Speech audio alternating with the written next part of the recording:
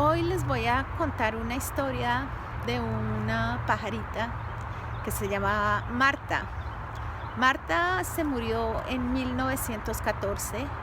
Ella era de una especie que se llamaba la paloma pasajera y ella fue la última de su especie porque su especie se extinguió. ¿Cómo se extinguió? Si era el pájaro más abundante en Norteamérica y posiblemente en el mundo. Había miles de millones de este pájaro.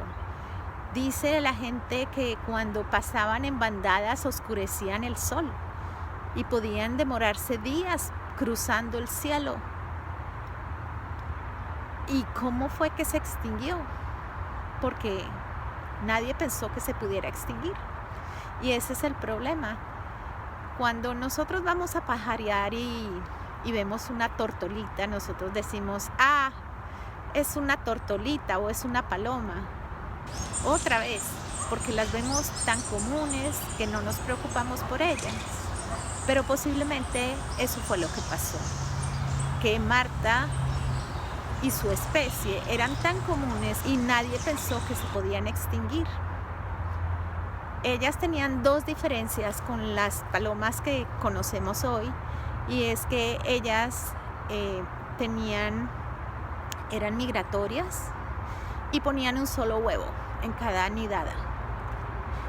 Y tal vez eso fue lo que las hizo tan vulnerables.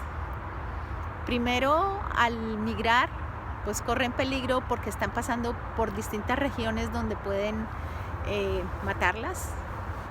Y segundo, al poner un solo huevo en cada nidada, su tasa de reproducción, que posiblemente ellas llegaron a ese mecanismo para controlarse en el momento en que las empezaron a matar, pues si pusieran más huevitos, de pronto no habría sido tan dramático, pero ellas desaparecieron muy rápido. Cuando empezaron a matarlas por carne, pagaban 50 centavos de dólar de la época por una docena y las mataban con redes, las envenenaban, les prendían fuego a los bosques para atraparlas. Y dicen que en algunos de los sitios en que ellas se agrupaban para hacer sus nidos, eran tan fáciles de localizar porque hacían muchísimo ruido, porque eran miles y miles que se oían desde kilómetros de distancia. Entonces allá llegaban los cazadores profesionales y se dice que en esa época mataban hasta 50,000 pajaritos en un solo día, y esto iba por meses y meses y meses. Entonces la población se fue acabando hasta que cuando ya se dieron cuenta que realmente no volvían a pasar, no volvían a migrar, empezaron a tratar de buscar algunas colonias que quedaran, o al menos algunos pajaritos para tratar si los podían reproducir artificialmente. Y en lo que hacía unos años, tal vez pocos, se habían vendido a 50 centavos por una docena. En ese momento, 1914, empezaron a ofrecer $1,500, que era muchísimo dinero, por quien diera información sobre alguna colonia de estas aves, pero ya no encontraron ninguna. Hay una historia muy triste y curiosa. Se sabe que el último pajarito que mataron lo mató un niño en 1900. Y ese pajarito quedó como un emblema, se llama Botones, porque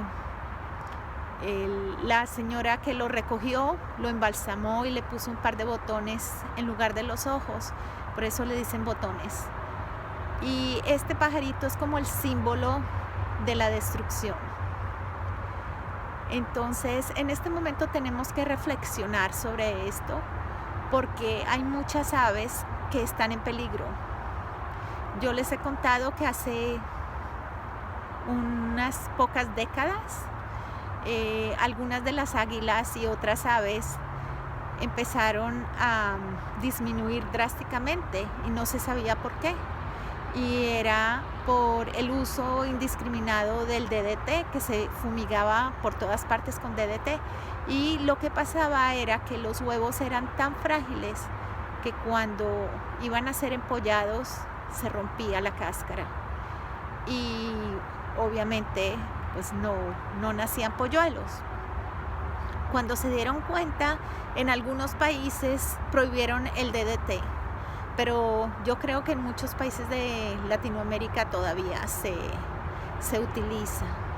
Y lastimosamente para las aves, que ellas no tienen fronteras, ellas van de un lugar a otro y si al lugar donde llegan consumen comida, toman agua contaminada con pesticidas, pues ellas van a seguir poniendo huevos que no son viables, o van a intoxicarse, o van a desarrollar enfermedades que no les van a permitir sobrevivir.